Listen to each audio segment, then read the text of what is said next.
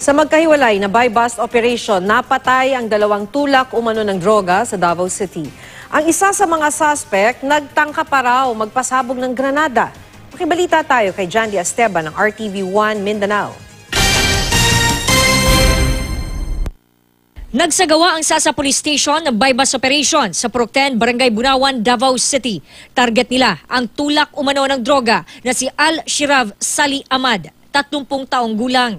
Matapos magkabayaran si Ahmad at ang pulis na nagpanggap na buyer, nakahalata raw ang suspect na pulis ang kanyang katransaksyon. Kaya sinubukan daw niyang pasabugin ang dala umano niyang granada. Doon na raw napilitan ng pulisya na barili ng suspect na agad niyang ikinamatay. Ano niya nga pulis?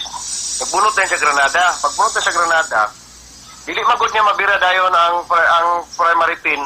Kaya nakatip magod siya. Okay. O, tapos nisagit siya. Pagsagit niya nga dili pa doolon kaya nagunit siya granada. Alert na mi. Nagbebenta umano ang suspect ng illegal na droga sa Sasa at Panakan area sa lungsod. Nakulong na rin pala ang suspect noong nakaraang taon dahil din sa pagkakasangkot sa droga. Nakuha sa suspect ang MK2 fragmentation grenade, isang baril, marked money at ilang pakete ng hinihinalang shabu. Sa hiwalay na operasyon, napatay rin matapos umanong manlaban sa mga pulis ang tulak din umano ng droga na si Joselito Marcos alias Tata Amay, 30 taong gulang. Nakuha sa sospek ang ilang pakete ng hinihinalang shabu. Sa barangay Ilang at Tibungko umano, nagbebenta ng iligal na droga ang sospek.